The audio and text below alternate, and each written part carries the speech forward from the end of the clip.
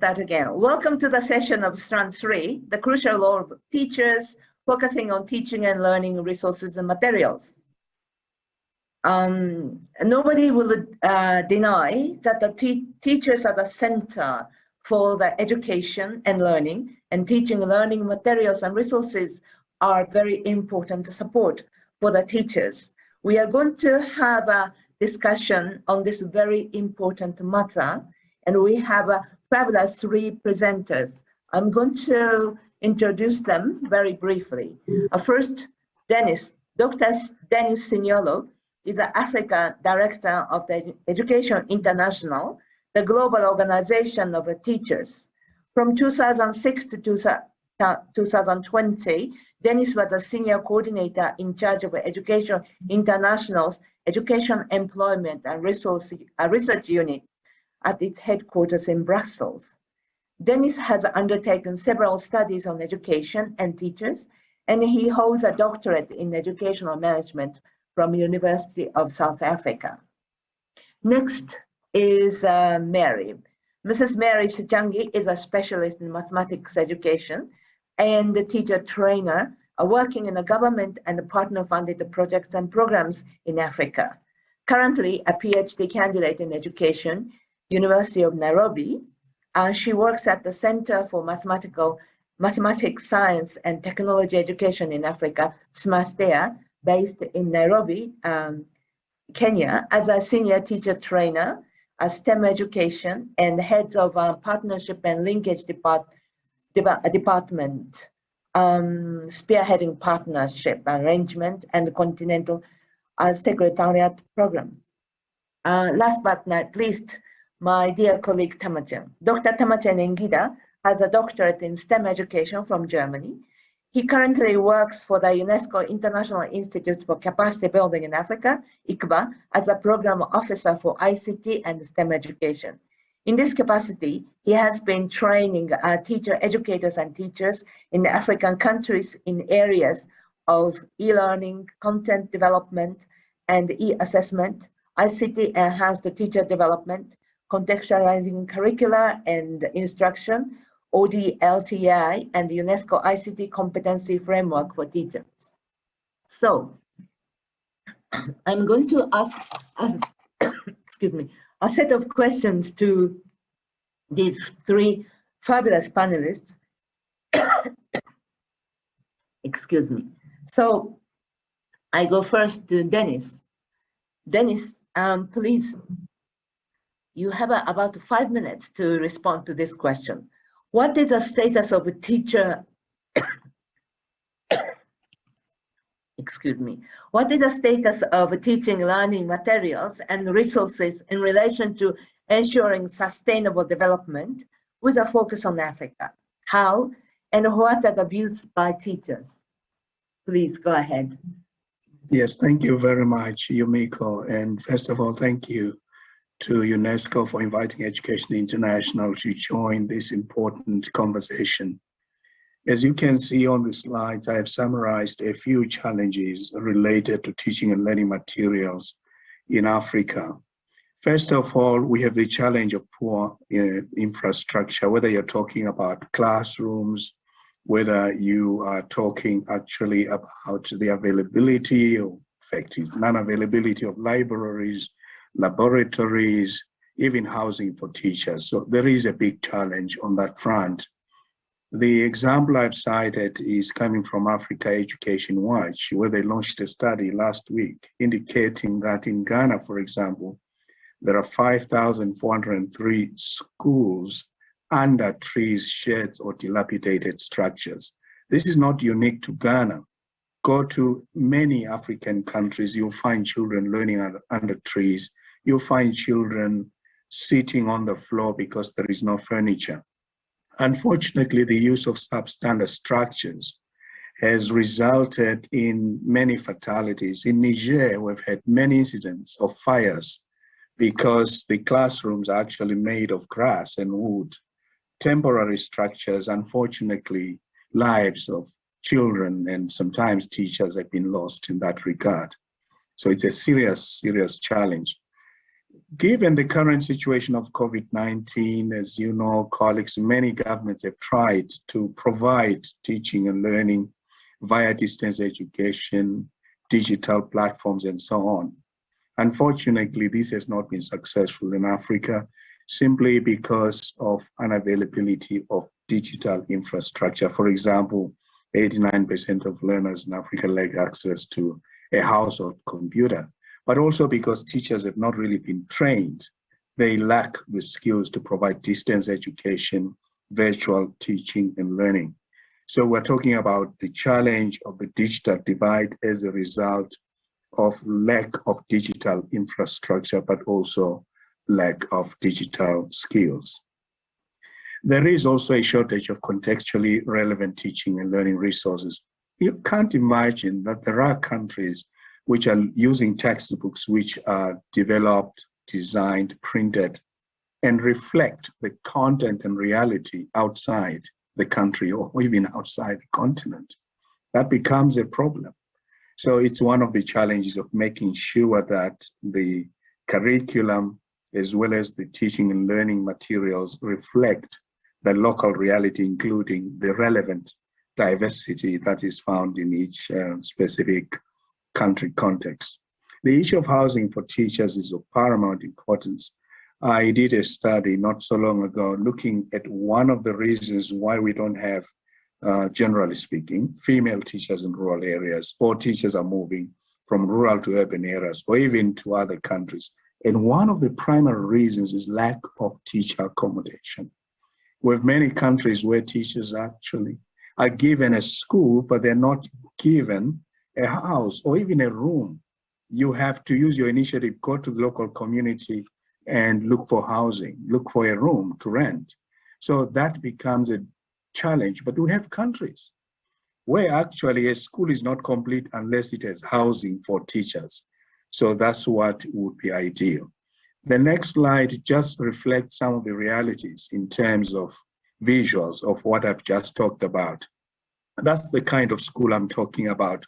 On the left, children learning under a shed. And then that's the teacher accommodation that you see, that big hut there. Can you imagine what it does to the dignity of the teacher? Or students learning under trees and the unfortunate fires that have killed children in Niger and other places.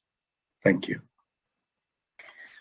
Thank you very much, Dennis, Dr. Dennis. That was a very good description of reality of teachers and teaching in some countries in Africa. Now, we go to the second question to Mary, my colleague. What are the roles of STEM and STEAM teaching and learning materials in attaining the Sustainable Development Goals? In your opinion, how? Please, you have 5 minutes. Thank you, Dr. Yumiko. And thank you, UNESCO, for honoring me with this opportunity, even to discuss the role of STEM teaching and learning materials, especially in attaining Sustainable Development Goals. Maybe it becomes easier when I'm able to define what, in my understanding, a STEM or a STEAM teaching and learning material, because it will be easier now in subsequent explanations, the role. The role is determined from what a teaching and learning material plays in terms of communicating desired knowledge, skills, and attitudes for improved learning outcomes. In any endeavor, whenever you are teaching learners, the desire is to enhance learning. And therefore, a resource could be physical or digital. So we look at teaching learning resources, especially from conventional point of view or from nature, because especially those from nature illustrate the real life scenarios of the applicability of that resource, especially in the context of STEM education. And sometimes the process of looking at nature, looking at a moving car, looking at a machine that is making work easier will help me appreciate the culture of creativity around STEM education, innovation, and of course, conservation of specific artifacts that then make our life very comfortable in day-to-day use. So a teaching learning resource in the STEM context is enhances actually learners' understanding and the application of the concept that they have learned in real life. And so the role of a teaching resource in STEM is very important. It has to be well selected, deliberately designed for communicating knowledge, skills, and attitudes. And as I say this, I'm drawing from my experience having been a teacher for many years, high school teacher teaching mathematics and science, and how difficult it is for a teacher to walk to a class and communicate algebra, for instance, to learners, because algebra is a foreign word. Sometimes it does not even have a direct translation to the language that the children maybe are coming from.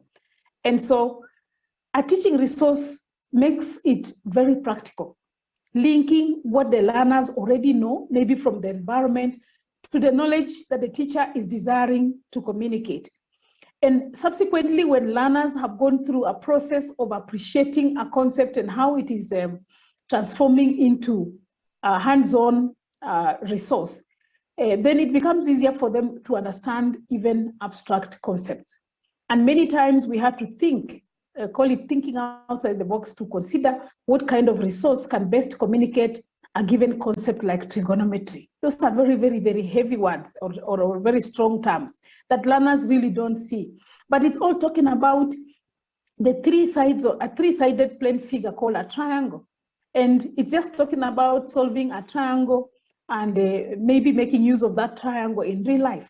And so if learners will come to learn that these are real life scenarios that they will come across and they will need to have understood how to solve them, then they graduate with STEM-based knowledge and skills and attitudes necessary for achieving sustainable development goals to improve the quality of livelihoods, both for themselves and even for other people that are living in the society and the future generations. Thank you very much.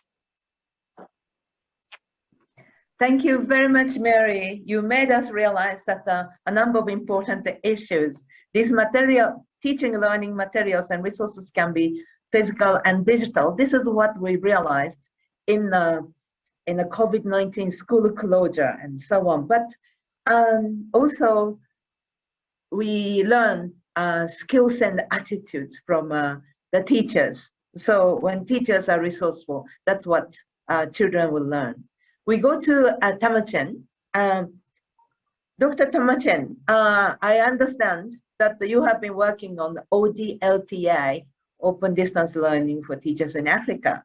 And what are the roles of ODLTA and the instructional design in ensuring the attainment of education for sustainable development? And then how are you doing it? Okay, over to you, you have 5 minutes. Thank you very much, Dr. Yumiko, my director, and thank you, the organizers, for this program. ODL in general, online and distance learning in general, is both an instructional approach as well as materials. For the learner to learn, there must be some teaching learning materials. Even the learner could be a teacher as well, but also it is designed in a very different way from the physical or face-to-face modality of learning. So as such, it has the potential to address access to all. As long as the internet connection is there, we can access as many as possible teachers. And in Africa particularly, this will be very important. And instructional design is a course design and development approach. And the intention is to develop, through the instructional design approach, to develop quality multimedia, digitally sound, online and distance learning. So it shifts the focus to learners in the sense that, for instance, in the ADE model, analysis, design, development, implementation, and evaluation, analysis focuses on analysis of the learning. Usually, when we were developing curriculum and writing textbooks, we were sitting in the offices and copying and pasting materials. But in the instructional design approach, we analyze the learner and the context. And both Mary and Dennis have raised the contextualized materials are not available. So the intention of inserting instructional design into ODL is to contextualize and at the same time create a quality material. So designing quality instruction and making it available to all in need of the materials are key aspects of the sustainable development goals in terms of access as well as quality. Thank you very much. Back to you, Yumiko. Thank you very much, Temechegn. Your response put all those three together. Yes, it's very important for teaching learning materials to be contextualized. And ODLTA and also your work has been contributing to this one. Thank you very much. Now, I do believe we can open the floor for 5 minutes or so to respond to some questions or comments from the floor. So please raise your hand and then you can have a floor.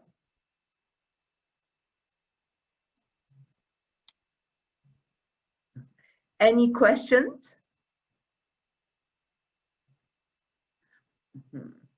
If not, we can ask questions to each other. Maybe I will have a quick question to three of you. Do you have any successful examples of teachers coming into the teachers bringing contextualized teaching learning materials in some of the countries you're working?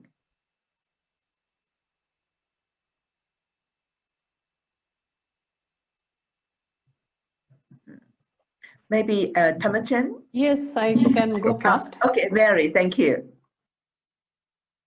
Over to you, Mary. Yes, we have. Yes, we have. We have teachers in countries that we work on STEM that have designed teaching learning resources, and I said both physical and digital, that are helping learners appreciate science and mathematics is doable. And I will give an example of Kenya and Ghana.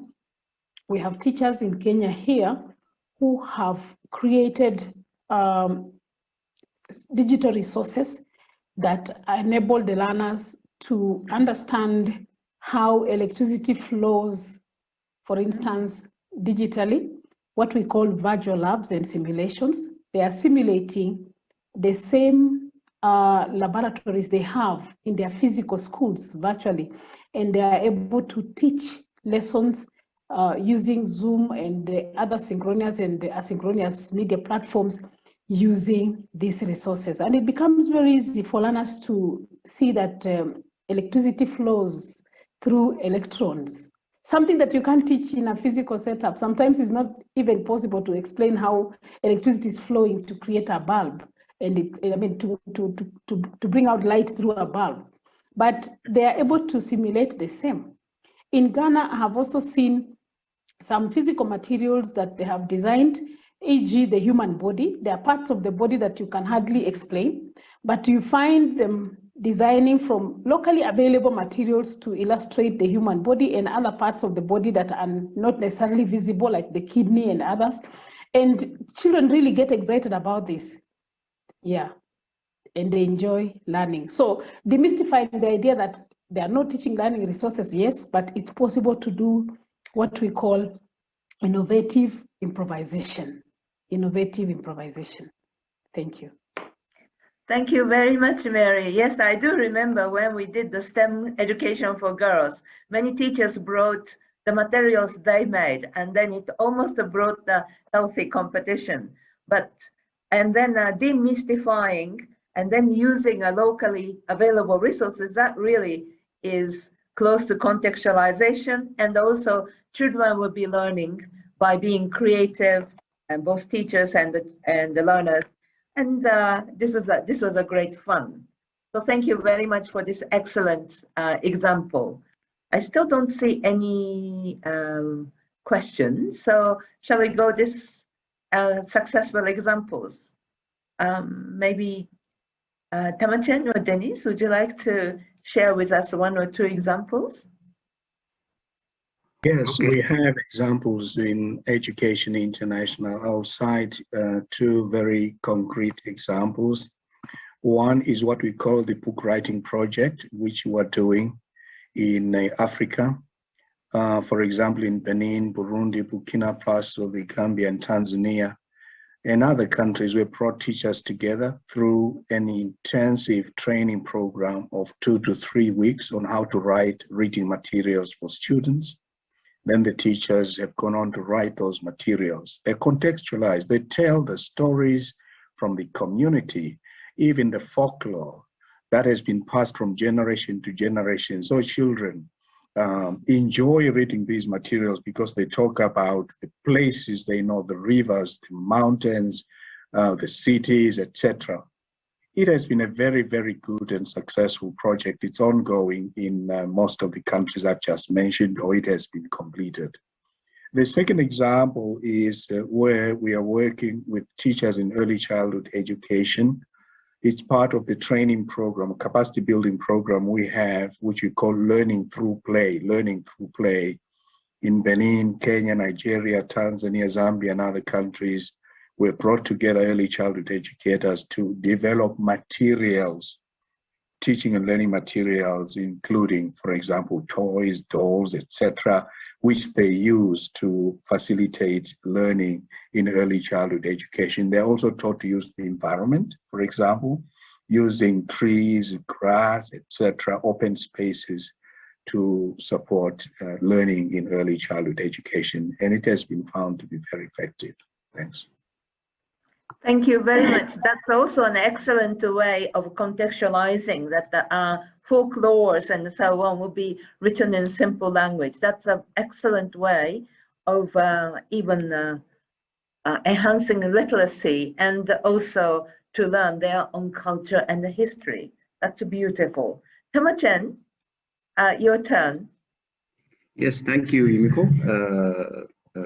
Yes, we have also, like for instance, as you know, through the HNA project, we're training teacher educators in Ghana and Ethiopia in order to produce ODL materials through the instructional design approach. And one of the intentions was for them to develop contextualized materials. For instance, in Ghana, they wanted to create a kind of clean campus or the college compound, and they wanted to teach the climate effect, the climate change effects and other pollutions to their students. But at the same time, they developed the materials through the online and distance technology enhanced one. In Ethiopia, they raised a contextualized problem of like water hygiene, which is affecting Tana Lake very much, and people are trying to remove that weed with physical as well as etc. kind of things, but the teacher educators wanted to raise the awareness of the pre-service teachers as well as their knowledge toward solving these kinds of problems through the educational program. So the online and distance learning and instructional design has also been producing such good examples. Thank you.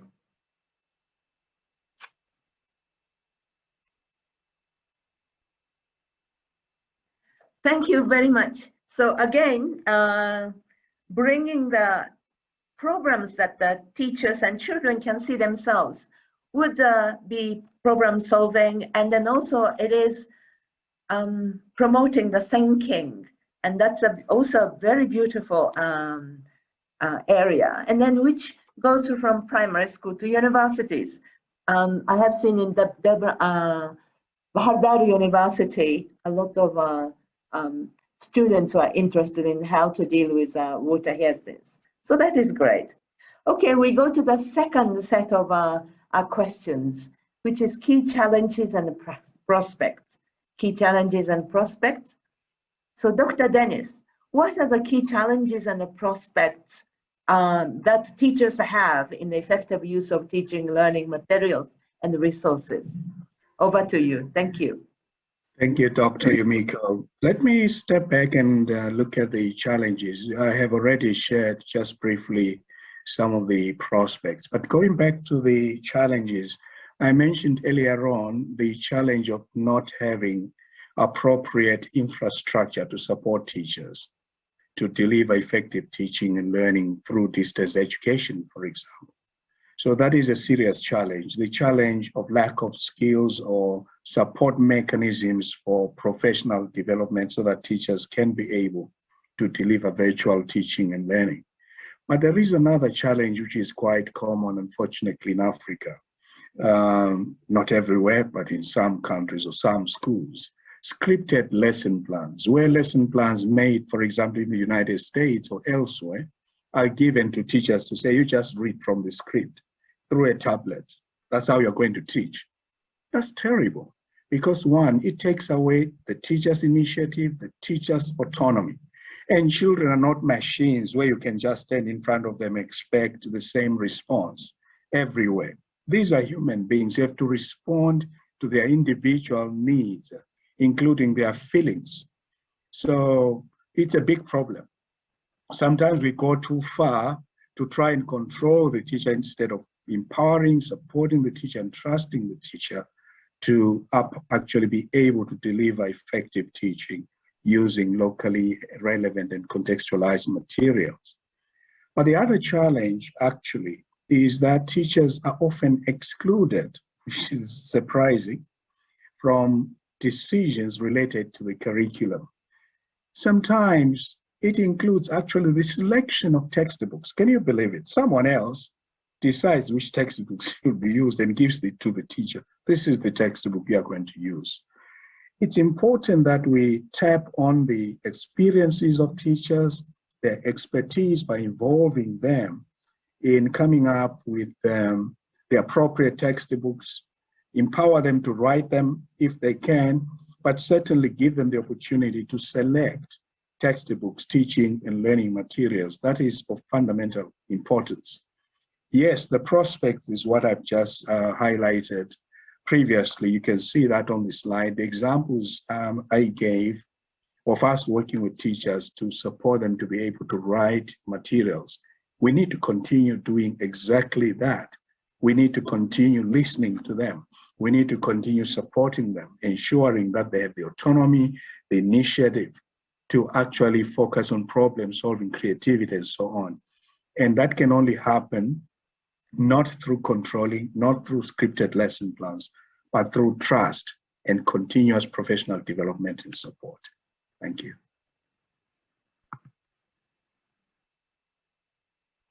Thank you very much, Dennis. Music to my ears, and then many people's ears, I believe, that the teachers must be trusted, respected, and also recognized as the professionals.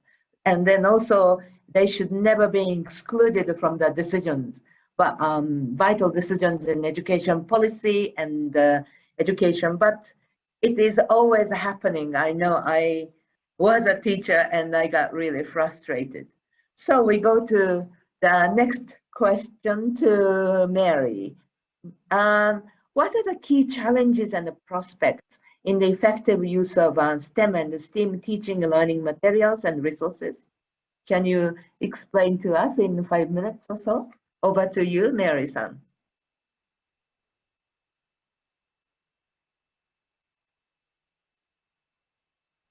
Mary, can you hear me? Hello? Hello? Yes, thank you very much, Dr. Yumiko, once more. On the question of the key challenges and prospects. Yes, hello? Yes, we can hear you very well. Can you hear me? Yes, yes, we can hear you. Hello? All right. Yes, yes, we can hear you. On the question of the key challenges and prospects, thank you for confirming that you can hear me. On the question of the key challenges and prospects in effective use of STEM or STEAM teaching, learning materials and resources, I have the following actually to say. When teachers graduate from universities, I think when they come into the school environment, they never for one may be expected that they will not find conventional teaching and learning resources. And so they come to the school expecting that there are conventional resources for teaching STEM subjects. And so that's the first challenge, the expectation of the teacher versus what they find in the school environment, and of course, generally in all the educational institutions. And so the first challenge is now how to learn on the job to innovatively design and use teaching learning resources, and in addition to physical, the digital resources. So effective use becomes a challenge at that point, because first of all, you have to learn how to develop, you have to learn how to use, and then you have to learn to integrate that resource effectively in a lesson. So that's the greatest challenge that we encounter. And of course, within the school environment, sometimes you come across schools where they do not necessarily have even the locally available resources to think about. So even when you're talking about them being able to innovate or maybe substitute for conventional, it becomes a challenge. And the second challenge here also is the inadequacy of the conventional resources, which I've already talked about. In terms of teaching STEM subjects, many schools, many educational institutions are not quite equipped with the laboratories, or if they have the laboratories, maybe they have very little in those laboratories. And sometimes the focus is not necessarily in equipping the schools with those resources. And so the teacher has to struggle and work out how else to engage the institutions to appreciate the role of STEM resources. The other challenge is inability to create communities of practice among the educators in neighboring, let's say neighboring education institutions, and even the parents, to agree to support teaching of these subjects by sourcing resources that can help teachers teach this subject. So the question of collaborative design, collaborative sourcing, collaborative utilization, prioritization, and then of course, the issue of effective utilization is always a challenge in most of these schools. On the other hand, you can find some schools well equipped, but they are not, again, effectively using them, simply because of the pedagogical knowledge of using these resources. What are the prospects then of these resources? I believe in continuous professional development. A teacher is made in the classroom. They can come from universities, or educators can come from universities with all the theories of teaching and learning. But unless they are supported at school level, what we call pedagogical leadership, to translate those theories and also feel welcome to the sometimes hostile environment, like Dennis said, within the education sector, for them to comfortably fit in and retool themselves on how to creatively come up with resources for teaching STEM subjects. And that is why we have very low interest in these subjects, because students end up thinking that these are quite abstract subjects that cannot be understood. When you're telling a student that electricity is flowing in this wire, they have no idea what you're saying unless you use a simulation of sorts. And of course, the other prospect is the school policy. Very important. The school level policy to translate pedagogical leadership and provide support to the teacher for them to revitalize the practice of innovatively sourcing resources can actually be a very important potential way of solving this. And institutionalizing science fairs and innovations for learners to actually come up with resources that can be also used in teaching can be a very effective way, like I normally see in several countries. I've seen this a lot in Kenya. The resources that learners come up with find their way to the classroom, and the teachers are able to use them. And today in this country, we are talking about a STEM museum. We are in the process of establishing a STEM museum. Why are we establishing this?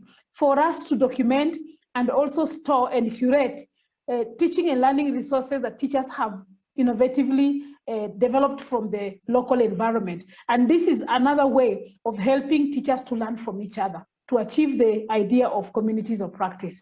Thank you very much.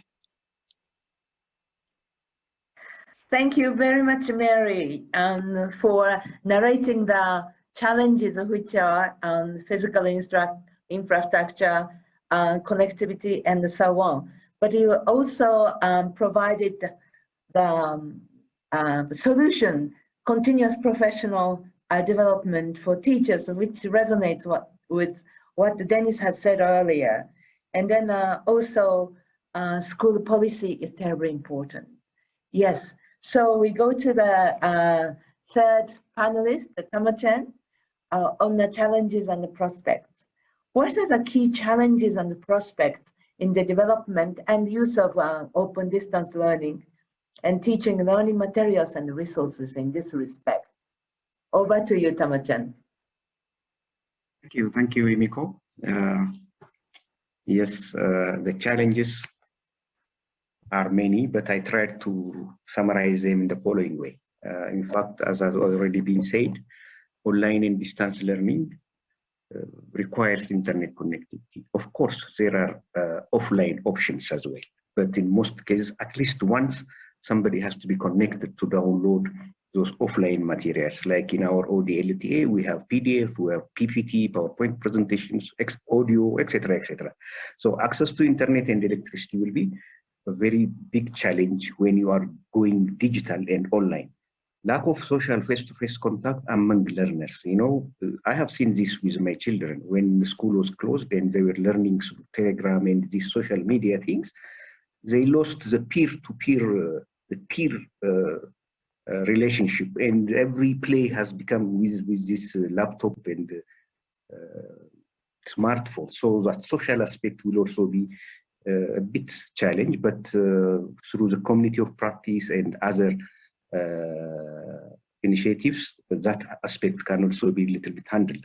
And teachers' skills in the design of quality of instruction. For instance, Dennis said that scripted plans and the materials are given, and ICBA's approach is to empower the teachers in how to design those quality materials, including lesson plans, rather than they might read other materials. We are global, we are in the globe and the globalized world, but at the same time, the teachers, for their own contexts, should have the skills in the design of quality instruction.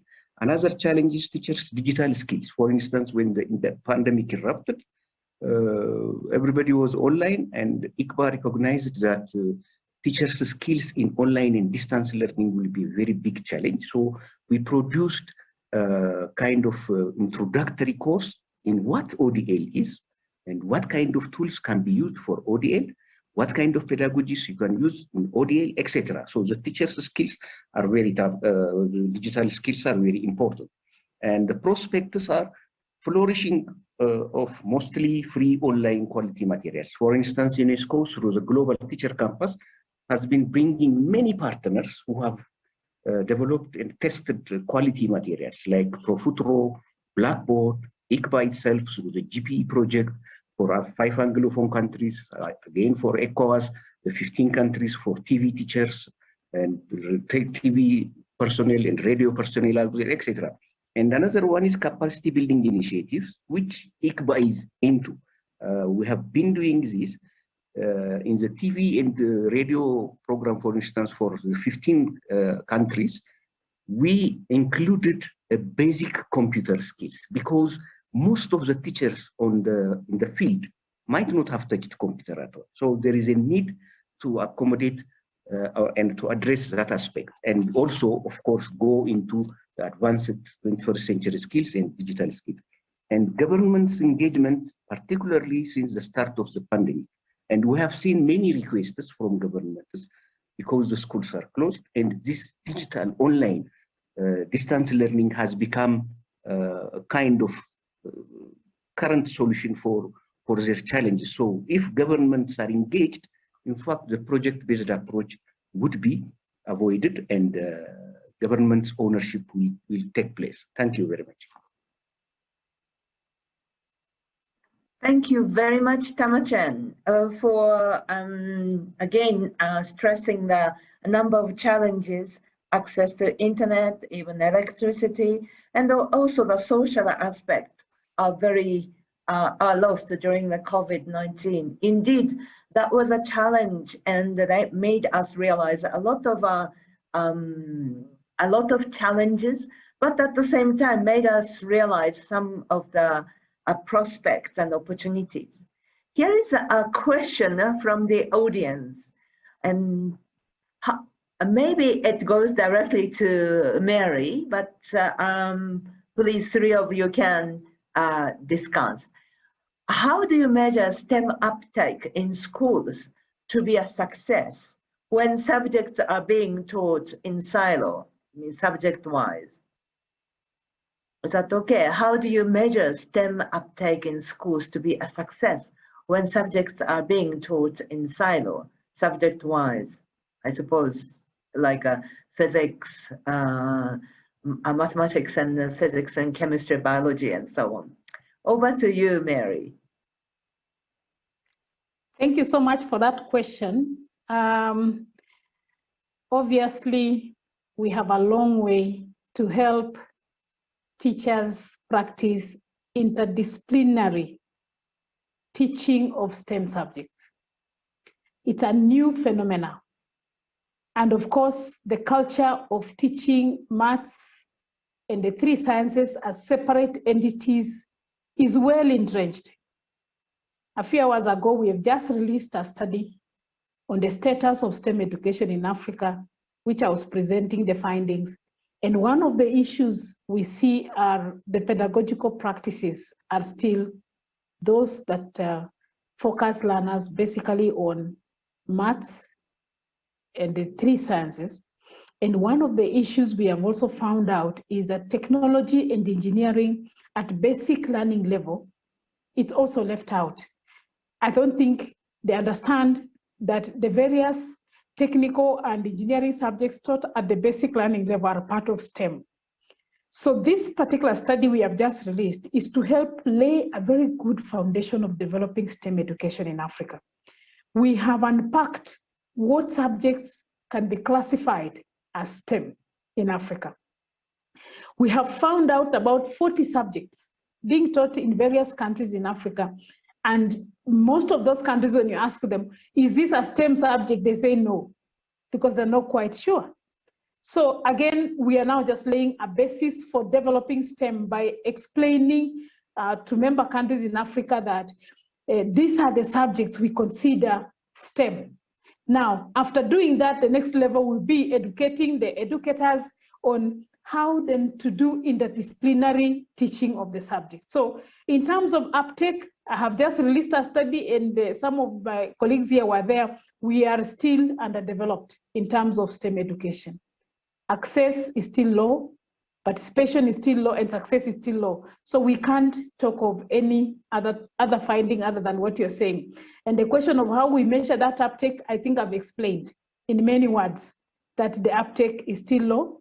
The understanding of interdisciplinary is still not clear, just by the way we ask questions and they tell us, oh, this is a subject that is referred to as STEM when they're talking about maths, chemistry, physics, and biology, and they forget technology and engineering. Thank you very much. Thank you very much, Mary, for making us realize, and then also referring to your recent study, which I keenly listened to today in the African Union. You are absolutely right. Interdisciplinary enrichment of STEM subject will bring like architecture, carpentry, even fashion designing is very much STEM, but we don't realize, we think it is a very boring, excuse me, I used to be a science teacher as well, science and mathematics. Any quick intervention from the gentleman? Okay, maybe I can add some. Yes, I also attended Mary's presentation this morning, and as she said, we're just starting, and disciplinary-based, subject-based curriculum is not a good fit to STEM program, because there must be some kind of curriculum reform. Otherwise, currently STEM activities are offered in STEM centers in many African countries. It's like as a co-curricular activity rather than being part of the curriculum. So in the future, there is a need to progressively go not only interdisciplinary, but also the integrated STEM curriculum. In order to address this situation, UNESCO ICBA, through the Global Partnership for Education Project for ECOWAS, we produced 7 subject modules, for instance, ICT enhanced biology teaching, chemistry teaching, physics teaching, maths teaching, etc., etc. And then we also developed ICT enhanced STEM teaching, so that the actual teachers in the school could somehow exercise those kinds of approach, and ultimately governments can take up those preliminary results and probably engage in curriculum reform and introduce STEM in the curriculum. Otherwise, by having a look at the different subjects, measuring STEM might be a very difficult one, but as a project, it can be measured. If teachers introduce, give some STEM lessons or projects or problems in the physics, in the chemistry, in the maths curriculum, or if they are even more engaged, they can use a team-based approach. The 3 or 4 subject teachers could come together and give one problem-based or inquiry-based program, and that can be measured. But with the traditional subject-based one, we measure only the subject. Thank you. Okay, thank you very much, Temechegn. I think I have to go to the next segment, which is very interesting, policy recommendations. So I think we are going straight into that. This very important segment. So Dr. Dennis, please, is there any recommendation for policymakers by way of the effective and efficient use of teaching, learning materials and resources? You must have a lot because you are standing in for teachers. Over to you, Dennis. Yes, thank you very much, Dr. Yumiko. Yes, definitely. But if you may allow me to say, one of the most important things addressing the question which colleagues responded to is the application of knowledge. Quite often we present theoretical knowledge to children. They should be given an opportunity to apply it to solve problems in their environment, whether it is pollution or whether it is scarcity of something. That can enable you to use different subject areas at the same time to solve that practical problem. Project learning can really help. Now, coming to the specific area of recommendations, as you can see on the slide, I have summarized them to 4. There are many, but these are the 4 key ones I would like to leave governments and partners with. Number 1, governments and partners should ensure digital inclusion. That's very important. We need to close the digital divide between African countries and the rest of the world. We need to invest in basic and support digital infrastructure, such as computers, wider internet coverage, and electrification programs, because the support infrastructure is also a challenge in many African countries. But related to that, it's important for the African Union in particular to regulate data costs. They are very high, certainly for governments at national level. We need to regulate that industry in terms of the costs. The European Union did it in a certain way, in a small way perhaps. So I'm sure that the African Union can do it. And then it's also important, which is the second recommendation, for governments and development partners to invest in basic school infrastructure. I gave examples of many instances where there are no standard classrooms, no furniture for children, even libraries, laboratories, where teachers have no houses. It's important that we invest in infrastructure. And then number 3, governments and partners should ensure that teachers are trained. This is fundamental.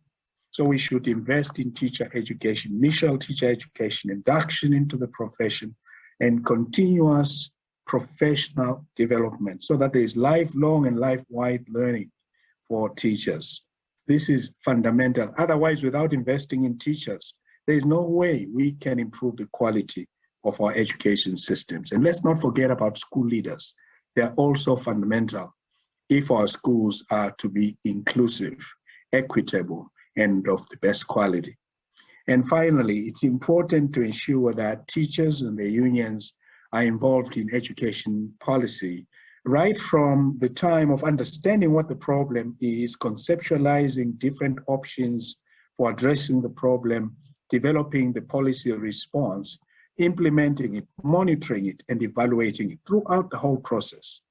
And certainly, when it comes to the curriculum, including the selection of teaching and learning materials, textbooks, and so on, it's important to involve teachers. Let's support them actually to write those materials, to develop them, to publish them. In the project I just cited, Dr. Yumiko, we are supporting governments, but sometimes you see heavy taxes are put on those materials, which are written by teachers for their schools, and it becomes a barrier. So we would urge governments, where there are such initiatives, to support them because they are meant to help children, disadvantaged children, mainly in rural communities. But otherwise, I see great prospects for us to improve as long as there is political will and commitment. EI in Africa will just be launching a study on school infrastructure. We will actually publish the results next year. This will give us a comprehensive overview of how teachers feel about availability or non-availability of infrastructure in schools and education institutions. Thank you. Thank you very much, Dr. Dennis. This was a very, very comprehensive policy recommendation, lifelong and life-wide learning for teachers and all the policies. Excellent, and we really look forward to your study on school infrastructure. Now, Mary, please share with us any recommendation for STEM or STEAM policy makers and the practitioners by way of the effective and efficient use of teaching, learning materials and resources. Over to you. Thank you, Dr. Yumiko, once more. Some of the recommendations I'm going to make here in order to influence effective and efficient use of STEM-based teaching learning resources is a need for an all-inclusive policy and plan. Because I work a lot in the environment of developing policies in Africa around STEM, I hear a lot of information coming through that most of the policies that influence, for instance, STEM or maths and science or any other education aspect are top down. And when they are top down, the implementers feel that they were not involved, even when the policy is very relevant. So when we are designing policies, we need to be very deliberate about how then we take cognizance of the voices bottom up. And you noted that in our release of our report today, we were trying to achieve that. When we conducted the study, it would have been very easy to go to the Ministers' Forum, come up with a policy and send it to the countries in Africa and tell them, please implement this because this is the status of STEM education in Africa. Contrary to that, we decided to change strategy and ask them, what do you think? What should we do? Do you think this is what is reality on the ground? And we involved some of the country representatives. I'm sure you saw, there were some who come into this meeting as rapporteurs and even as moderators, trying to get them involved to own, so that they don't come to a meeting maybe seated in some corner of the continent and you are reading the report and telling them, these are the recommendations, go and implement them. There should be elaborate policies and plans that support resource mobilization, utilization, and institutionalization.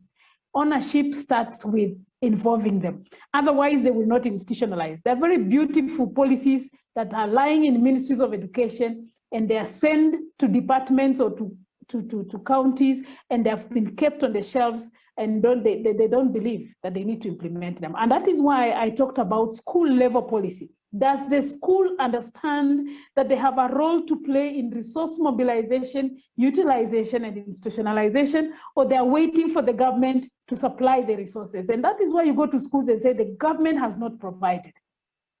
The second recommendation is to monitor and motivate. You know, we are all human beings, and we love to work in a good environment. My colleagues talked about the work environment. Having been a teacher, I've always felt that I was being brought low. I'm a graduate. You go to a school and it's so dilapidated. You go to the laboratory, the last time it saw the paint is when the building was constructed. I mean, there were chemicals there, they're spilled all over the place, and that is why you find gender disparities in STEM education. Ladies are not very comfortable with some of the environments that are exposed to. And so it took a lot of courage for me to teach chemistry in high school for 10 years. It took a lot of courage for me to think outside the box and appreciate that indeed. So monitoring what the teacher is doing, supporting them and motivating them, and thinking about their working environment in STEM education is very, very important. The third recommendation is to establish model STEM schools with the requisite resources to help cascade the same knowledge to other schools. Because we are talking STEM, we are seated here talking about STEM. How does STEM look like? How does a STEM well-equipped school look like? What does that model STEM or STEAM school look like? Do we know? Does the implementer know? Do we prioritize resources for this? Do we sensitize people to know what that kind of STEM environment looks like? And that is why, moderator, this is the most exciting part of this session. The next recommendation I will make is capacity development. I think I've alluded to this quite early. Managers, school managers and teachers, do they understand? Remember, not all managers are science-based. And so we are expecting so much from them to provide requisite resources to teach STEM education. First of all, they may have inherent attitude that they may have carried into this area, and they have found themselves in leadership. And I don't think their school development plan. I think in one of my findings in the report, I brought out this fact of STEM development plans, which school managers or education managers are running. You realize that when you look at those documents, we analyzed quite a number from 8 African countries, and you don't find much about STEM. STEM is just mentioned as a by the way. And so what will happen when they are allocating financial resources to equip?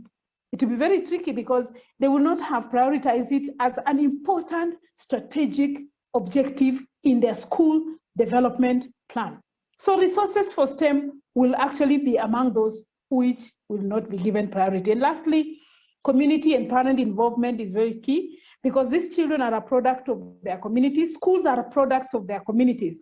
And if we go by what Kenya is implementing the competence-based curriculum. And when you look at the media today, they're talking quite a lot about how parents are complaining that the teachers now are sending children home with homework that should be done within the home environment, e.g. maybe cooking. If they have learned home science, then the parent is expected to work with the child to practice the knowledge they learned in the kitchen. And the parents are complaining, they're saying, we're not used to this. We're used to children coming back, they put them in a corner, they do their homework, and it's taken to school the following day. But we are insisting that this has to happen. Through the competence-based curriculum, we're saying this has to happen. And that is why now homework is being done between the child and the parents. And of course, it is going to take time to take root. Communities of expert practice is my last point. Sorry, moderator, may take slightly longer, but apologies, I'm finishing. Communities of expert practice is very important in resource mobilization. It takes time to innovate a teaching learning resource. So if I've developed a teaching learning resource and I have my colleague teacher, Temechegn, in a neighboring school, why should Temechegn create the same resource? And he is teaching the same subject. We should actually collaboratively make exchange use of these resources, and if possible, create this museum I'm talking about, a museum where we create teaching learning resources for STEM, and they are kept safely for use for a cluster or even a region or even a county, so that we don't have schools isolated and struggling with meager resources, and yet there is a resource in the school neighboring. And of course, this goes without saying, digital resources. Thank you very much. Thank you very much, Mary-san, for your excellent remarks. Yes, indeed, I agree with you all the policy recommendations. Now, I go straight to Temechegn. Temechegn, please share with us your recommendations for curriculum developers, policymakers, and practitioners by way of the development and the use of open distance learning materials using ID processes. Please, you have 5 minutes. Thank you very much, Dr. Yumiko. I share many of the things that have been raised, but I have identified some 4 which are also linked to my colleague's presentation. You know, I am from UNESCO IICBA, where we are engaged in capacity building based on projects. When projects are finished, usually the ownership by member states is missing. So sustaining capacity building initiatives and taking ownership is the member states policymakers' responsibility. In fact, in this regard, the teacher project, we brought ministry people into the training so that they can coordinate from the national ministry the involvement of STEM teaching and girls in STEM kind of thing. So this ownership is a very important thing to be taken. And large-scale development and implementation of ODL through the ID process, at least in the TTCs. Again, it's linked to the sustainability because we are just practicing, we are just testing now. In one college, for instance, if you go to Nigeria, you can imagine how many teachers they have. But through the GP project, we are going to train only 1,000 teachers. So it is the member states' responsibility to have a large-scale development and implementation of ODL, at least in the TTCs and universities, because the TTCs and universities have the multiplying power. They can train at least pre-service teachers, also in-service teachers. Partnership with tech companies and working towards zero-rate internet access for educational purposes is also very important, because in the digital world, many African countries, the internet cost, including the power, electric power, is very high. So for educational purposes, member state partners could work with the governments, or governments could mobilize partners in working in those countries, like bilateral partners and multilateral partners and tech companies, in order to address those kinds of things and explore innovative ways of addressing access to ODL materials, such as the use of solar powered solutions. You know, internet is becoming costly, and Africa, in most parts of Africa, there is the whole year of sun power. So utilizing those kinds of things should be government's priority. Thank you very much. Thank you very, very much, Temechegn, for being very precise and concise.